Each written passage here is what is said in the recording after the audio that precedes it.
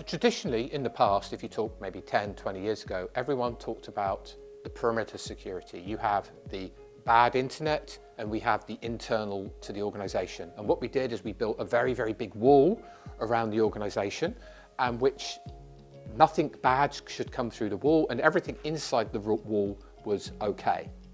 Now that doesn't work. In a modern organization, you have suppliers that have access to your suppliers, and also customers have access to your internal networks. You have things coming in through that wall, which are applications, remote procedure calls, all sorts of other things coming in.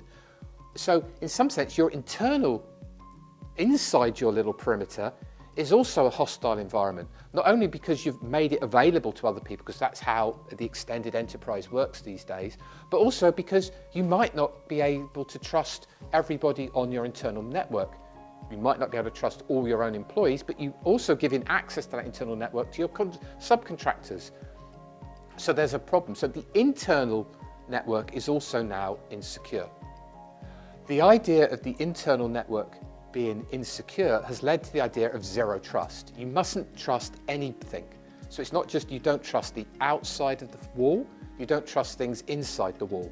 So everything has to authenticate itself to the network. If I log on to a system and I'm inside the wall, I still have to log on to every system I'm using, because internally we can't trust anything. So this is what's called zero trust. We don't trust anything. The next level from zero trust is about I don't trust the applications that are running. So every application, every machine, every person has to authenticate to get access to data. But data is held in applications.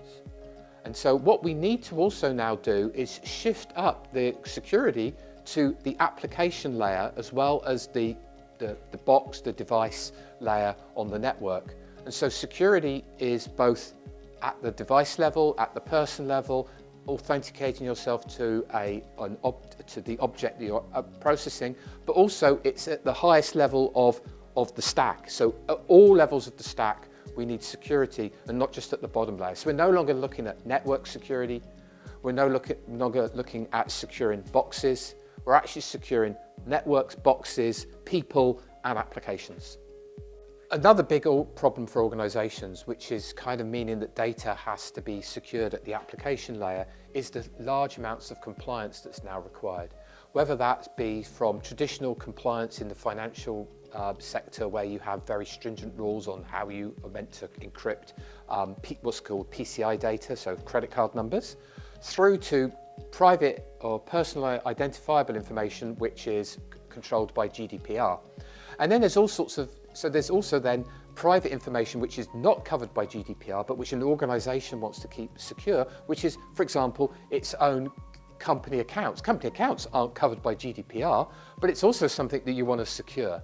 So you might need to have an embargo on your, if you're a quoted company, there might be an embargo on your accounts at the end of the year to stop people getting a commercial advantage on the stock market. So you need to be able to prepare a press release about your results, but you need to ensure that it's actually secure until the point of when it's meant to be released, because someone could manipulate the market if they got hold of the data early. So we have this huge amount, and then if they did, you're breaking the rules of the stock market, you'd be fine. So there's huge amounts of process security that we need to do.